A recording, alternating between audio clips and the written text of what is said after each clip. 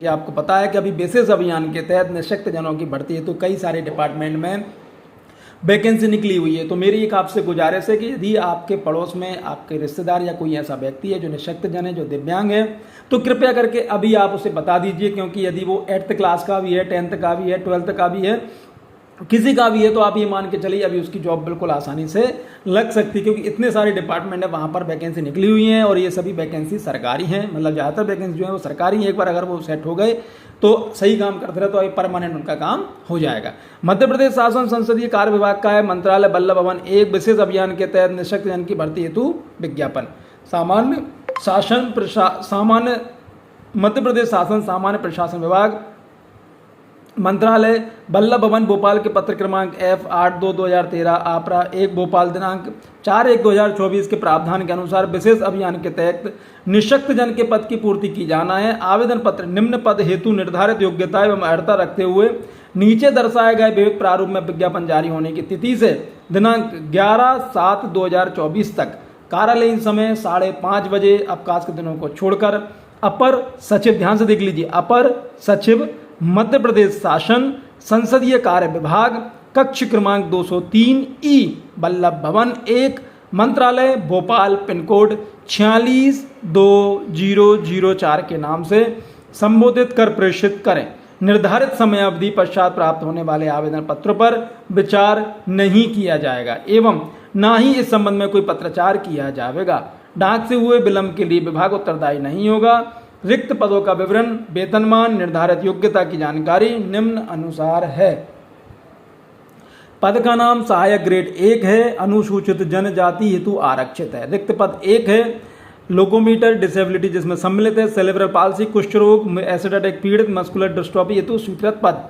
वेतनमान 19,500 से 62,000 रुपये, समय समय पर देय भत्ते अलग रहेंगे। नोट, उक्त पद के संबंध में सामान्य प्रशासन विभाग की अधिसूचना क्रमांक F1/2002 आपरा दिनांक 31/5/2018 के पालन में विशेष पिछड़ी आदिम जातियां जैसे बैगा, सहरिया, बारिया के आवेदन प्राप्त होने पर उन्हें नियम अनुसार प्राथमिकता देते हुए इस वर्ग से पद पर भरा जाएगा। यदि उक्त वर्ग के उम्मीदवार उपलब्ध नहीं होते तब ऐसी स्थिति में शेष अनुसूचित जनजातियों के उम्मीदवारों के आवेदन पत्रों को विचार किया जाएगा। उम्मीदवारों का चयन अहरकारी परीक्षा प्राप्त अंकों के आधार पर मेरिट सूची तैयार कर किया जाएगा। शैक्षणिक योग्यता हायर सेकेंडरी पास चाहिए। निम्नलिखित मान्यता प्राप्त विश्वविद्यालय संस्था की न्यूनतम 1 वर्ष की कंप्यूटर डिप्लोमा सर्टिफिकेट परीक्षा उत्तीर्ण अनिवार्य है। जैसे इसमें है, आप इसमें देख लीजिए क्या क्या चीजें में आपके साथ हो सकता है। मध्य प्रदेश शासन विज्ञान प्रौद्योगिकी विकास विभाग द्वारा आयोजित कंप्यूटर प्रमाणीकरण दक्षता परीक्षा CBCD हिंदी भाषा में 50% स्कोर कार्ड अथवा उससे अधिक का उत्तीर्ण होना अनिवार्य है। अन्य शर्तें देख लीजिए। आवेदक का मध्य प्रदेश का मूल निवासी होना अनिवार्य है। मध्य प्रदेश के प्रमाण पत्र सक्षम अधिकारी द्वारा अथवा स्वयं सत्तावित प्रति संलग्न करना अनिवार्य है। आवेदक की आयु 18 साल से लेकर 40 वर्ष की होनी चाहिए। आरक्षित वर्ग के उम्मीदवारों को 5 वर्ष की छूट का प्रावधान है।